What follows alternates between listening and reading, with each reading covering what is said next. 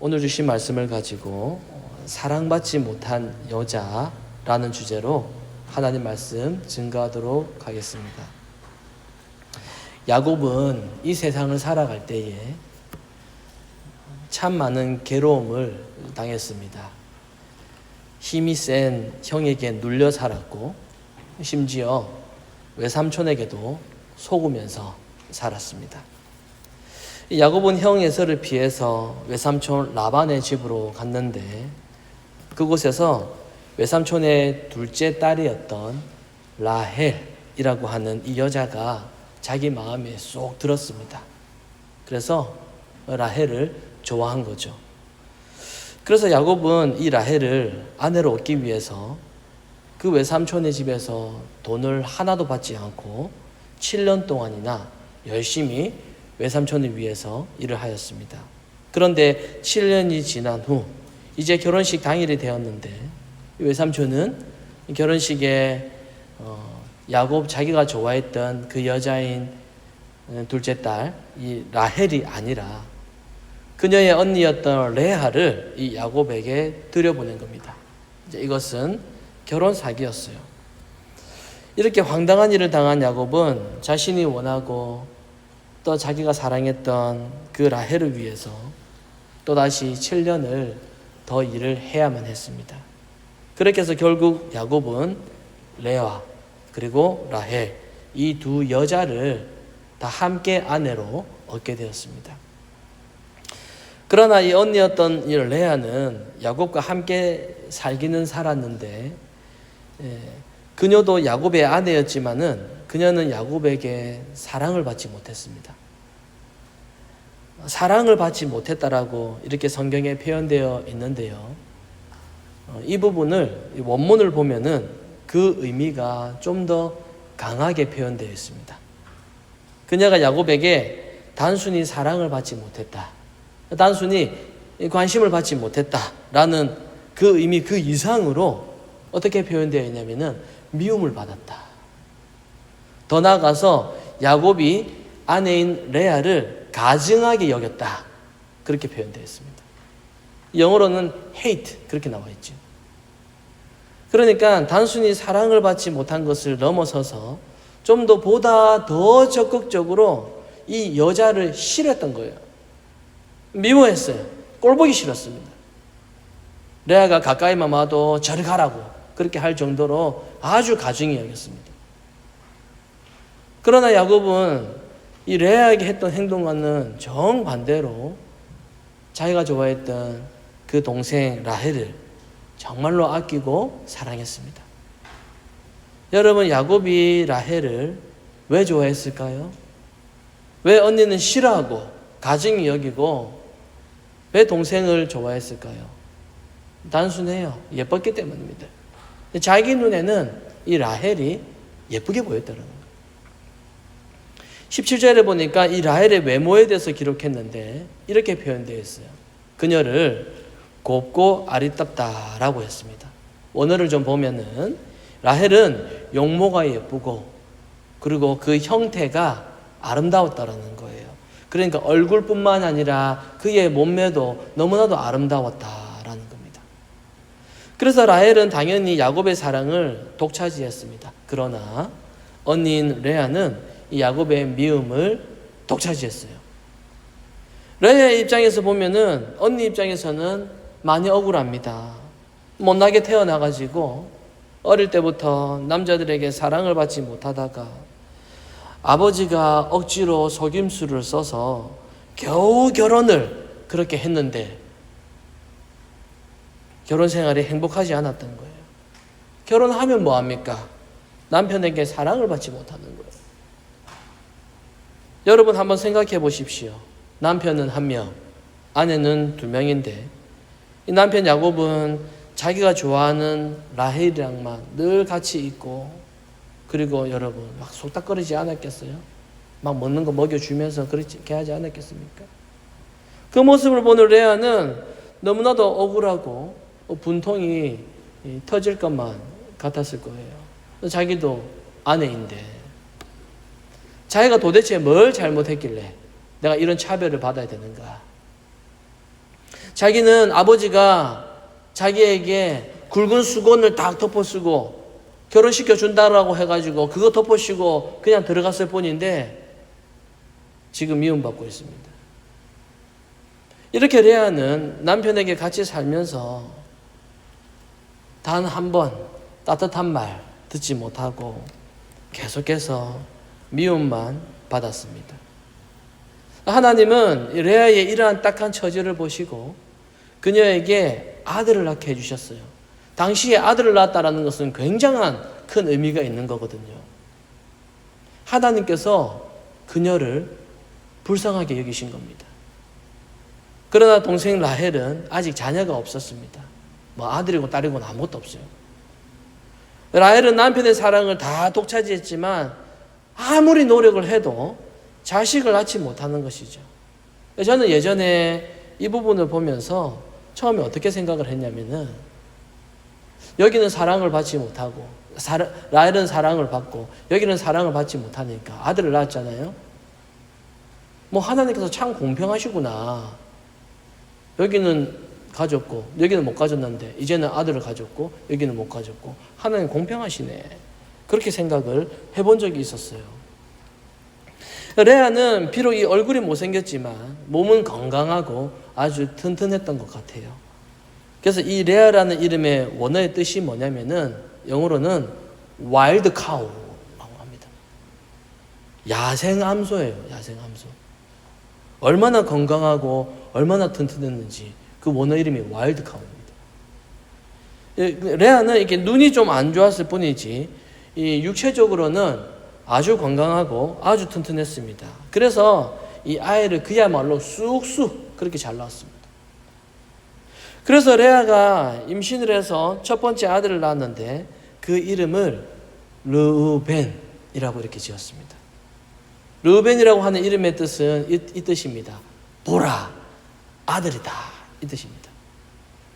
왜 하필 레아는 이 아들의 이름을 보라, 아들이다. 이렇게 지었을까요?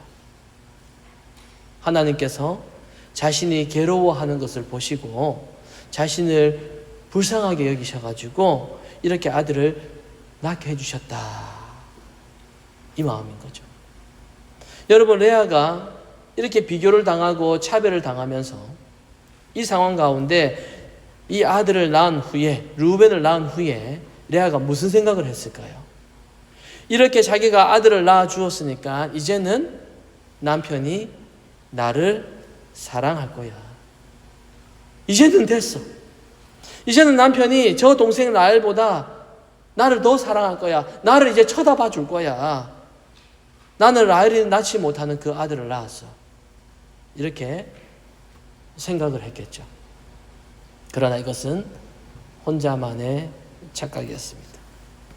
야곱의 입장에서는 물론 아들은 좋고 아들은 사랑스러웠지만은 여자로서 이 레아보다 여전히 라헬이 더 좋고 더 사랑스러웠던 겁니다.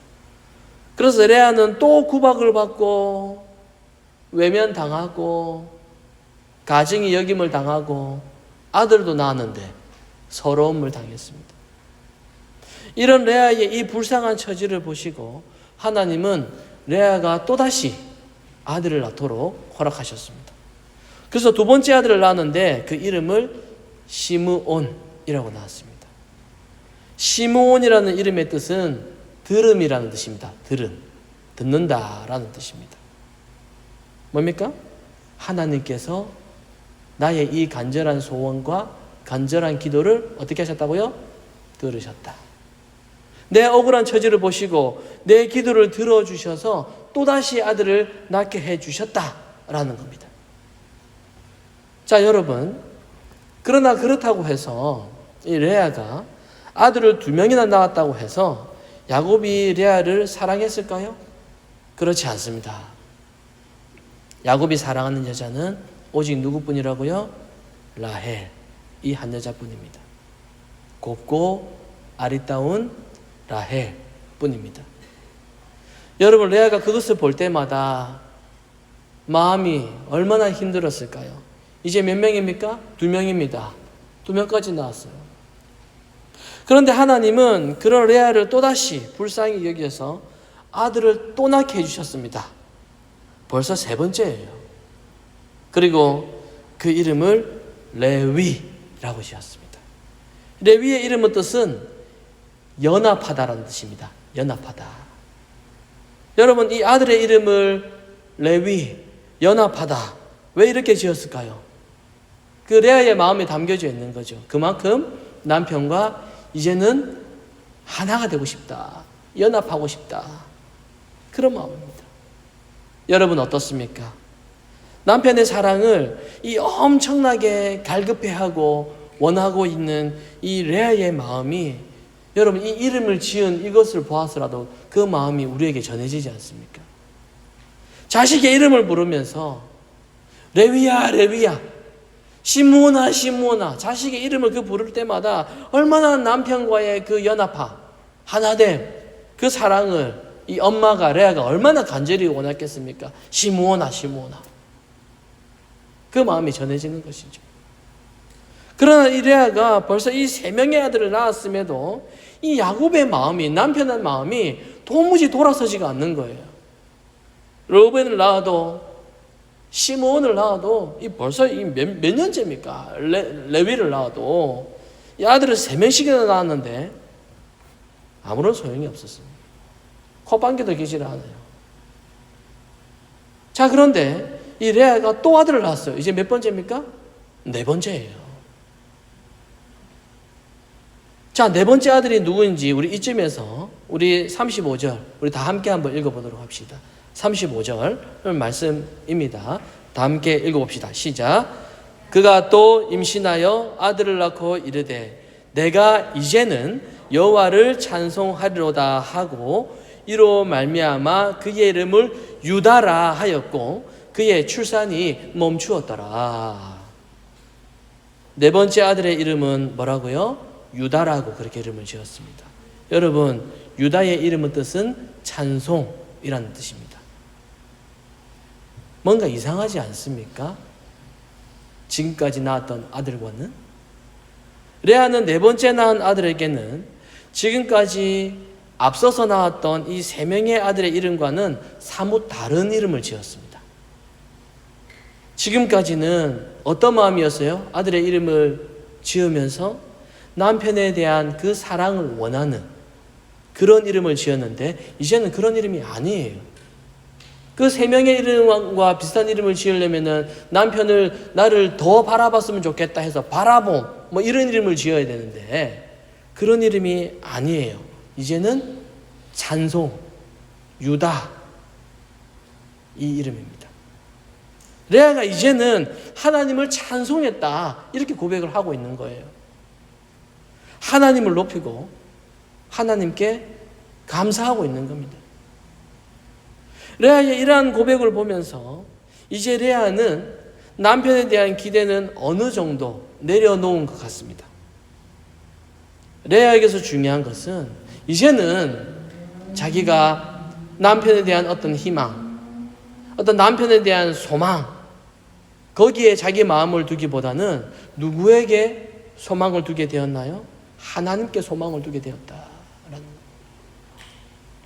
남편은 나를 사랑하지 않지만은, 남편은 나를 외면하지만은, 남편은 나를 꼴보기 싫어하고 나를 가증하게 그렇게 여기지만은 하나님은 나를 사랑하시고 하나님은 나에게 풍성한 은혜를 나에게 내려주셨어. 이러한 나에게 아들을 4명이나 주셨어. 이것으로 감사하다. 그런 마음인 것이죠. 레아가 그 오랜 세월 동안에 그 억울함, 그 당했던 것들, 그 모든 억울함과 그 원망이 이제는 하나님께 대한 찬송으로 바뀌고 있다는 것을 우리는 알 수가 있습니다. 상황이 변한 게 없어요. 뭐 그렇게 낳는 4명 유다 낳는다고 해가지고 뭐 야곱이 4명 낳았다고 해가지고 뭐 그들 다 봐주겠습니까? 아무것도 변한 게 없어요. 남편은 여전히 자기를 미워해요. 그냥 무시하는 게 아니라 싫어한다니까요. 자기 소원이 이루어지지 않았어요. 그러나 레아가 하나님을 찬송하게 되었습니다. 하나님의 이름을 부르는 거예요. 사랑하는 성도 여러분, 우리 인생도 그렇습니다. 우리가 이 세상을 살아갈 때 내 뜻대로 안 되는 것들이 너무나도 많아요. 아니, 전부 다 안 됩니다. 내 뜻대로 되는 거. 여러분, 여기에 우리가 앉아 있지만, 여러분, 우리가 여기에 앉아 있을 줄, 우리가 뭐 캐나다 밴쿠버에 와서 뭐 서리에 살든 어디에 살든 우리가 이렇게 있을 줄 누가 알았겠습니까? 여러분의 계획이었어요? 우리 인생이요, 우리 계획대로 아무것도 안 됩니다. 아무것도 안 돼요.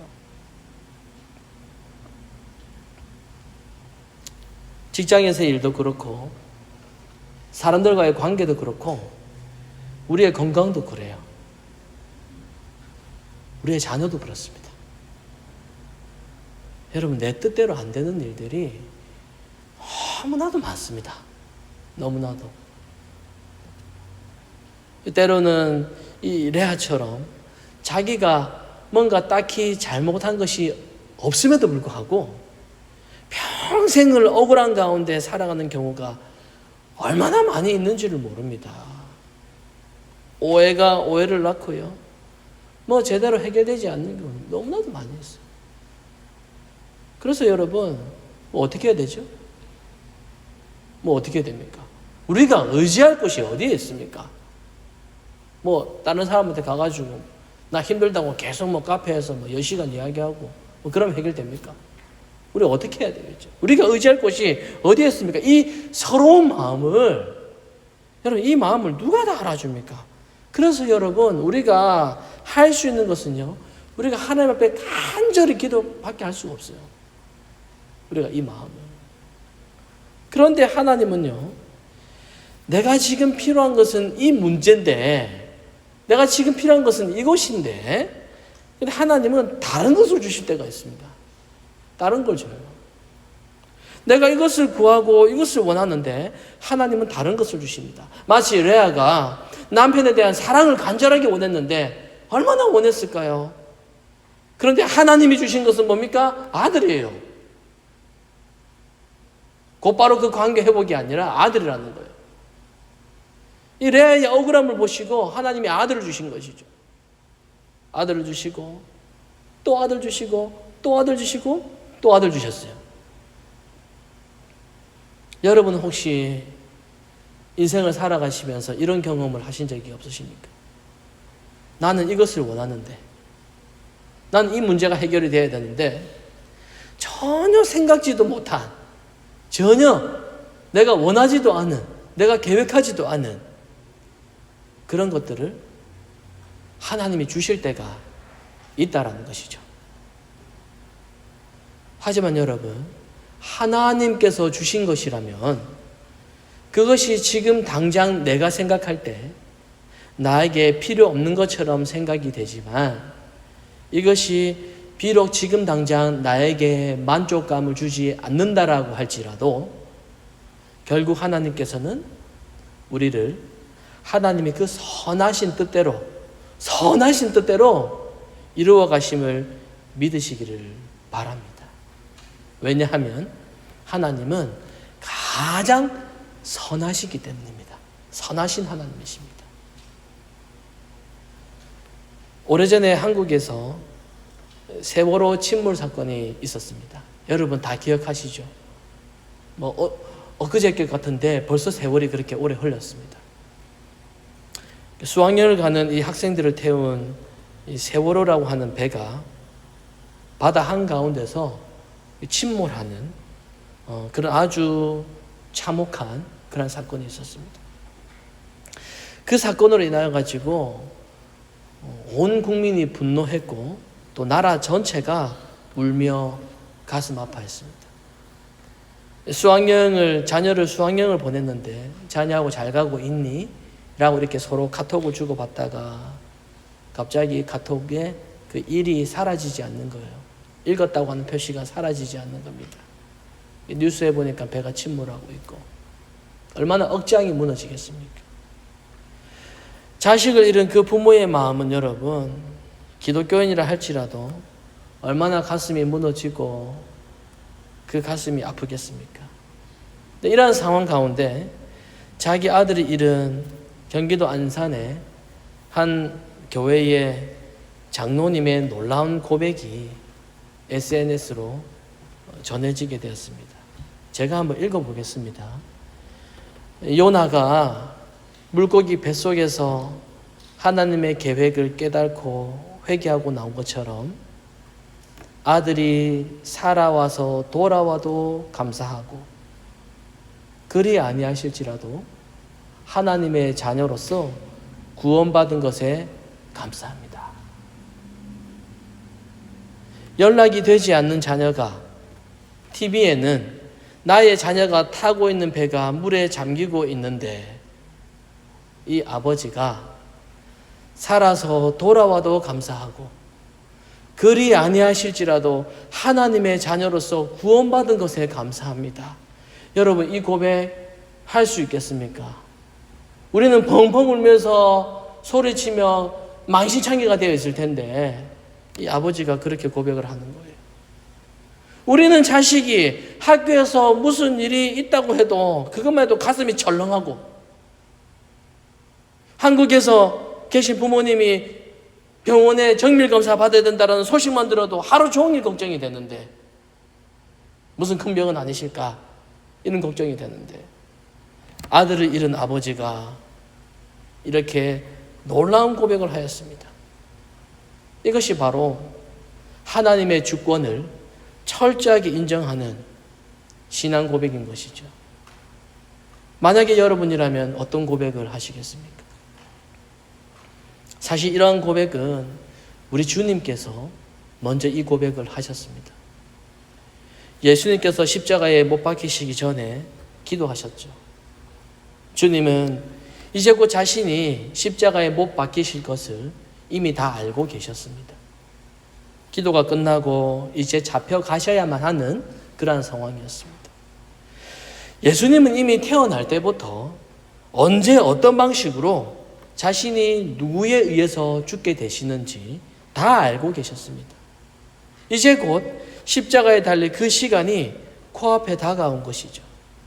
그래서 그 모진 고통을 주님께서 다 아시기 때문에 이 인성을 가지고 가신 그 주님께서 주님 앞에 이 고난의 잔을 저에게서 옮겨주십시오, 이렇게 기도하지 않습니까? 그러나 주님께서 곧바로 이렇게 기도하십니다. 그러나 주님은 내가 원하는 대로 하지 마시고 아버지께서 원하시는 대로 되기를 원합니다, 이렇게 기도하셨어요. 이것이 바로 그리 아니하실지라도 라는 신앙 고백입니다. 하나님께서 내가 원하는 대로 하지 않는다라고 할지라도, 내가 구하는 대로 주시지 않는다고 할지라도, 그래도 나는 하나님께 이것을, 이 상황을 감사히 받아들이겠습니다. 바로 그러한 고백인 거죠. 사랑하는 성도 여러분, 여러분은 지금 원하는 것이 무엇입니까? 무엇을 원하시죠? 물질입니까? 명예입니까? 탄탄하게 살아온, 이민생활 잘해온 나의 모습, 가족, 자녀, 이런 겁니까?